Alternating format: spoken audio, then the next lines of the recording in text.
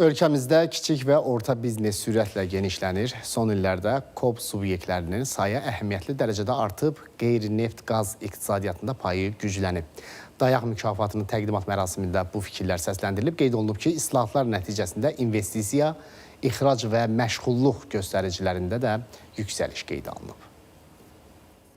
Son 7 ildə KOB subyektlərinin sayı təxminən 74% artaraq 424 minə çatıb. Güc biznesdə də devizi ilə keçirilən Dayaq mükafatının təqdimat mərasimində Kiçik və Orta Biznesin İnkişafı Agentliyi İdarə Heyətinin sədri Orxan Məmmədov bu barədə məlumat verdi. Bildirdi ki, bu dövrdə KOB-ların yaratdığı illik əlavə dəyər 10 milyard manatdan 21 milyard manata yüksəlib. Ötən il KOB-ların dövriyyəsi 48 milyard manatı keçərək qeyri-neft qaz dövriyyəsinin 37%-ni təşkil edib. Orxan Məmmədov qeyd etdi ki, həyata keçirilən islahatlar beynəlxalq səviyyədə də yüksək qiymətləndirilir. Qlobal İnnovasiya İndeksində Azərbaycan sahibkarlıq siyasəti və mədəniyyəti göstəricisi üzrə 139 ölkə arasında ikinci yerdə qərarlaşmışdır.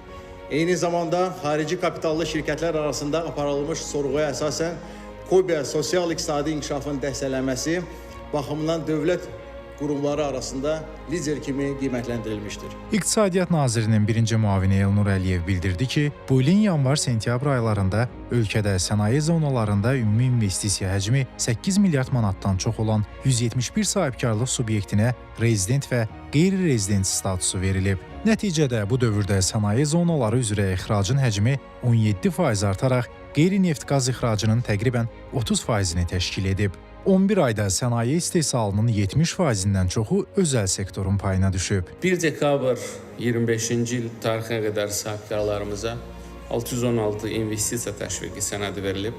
Həmin investisiya təşviq verilmiş layihələrin nəticəsində yerli istehsalata 7.4 milyard manatlıq investisiyanın yatırılması nəzərdə tutulmuşdur. ABİF tərəfindən bu ilin yanvar-noyabr aylarında sahibkarların 5800-dən artıq investisiya layihələrinə 340 milyon manatdan çox güzəştli kredit verilmişdir. Əmək və Əhalinin Sosial Müdafiəsi Naziri Anar Əliyev qeyd etdi ki, bu ilin yanvar-noyabr aylarında ölkədə özünə məşğulluq proqramına 16,5 min nəfər cəlb olunub. Az təminatlı ailələrə fərdi təsərrüfat yaratmaq üçün aktivlər verilir. 2018-2025-ci illərdə Azərbaycanda bağlanan əmək müqavilələrinin 92%-i özəl sektorun payına düşüb. Sonra İqtisadiyyat Nazirliyinin dəstəyi və Kiçik və Orta Biznesin İnkişafı Agentliyinin təşkilatçılığı ilə Güc biznesində devizi ilə Dayaq mükafatı təqdim olundu. Bu il iqtisadiyyatın müxtəlif sektorlarında uğur qazanmış 17 sahibkarlıq subyekti mükafatlandırıldı.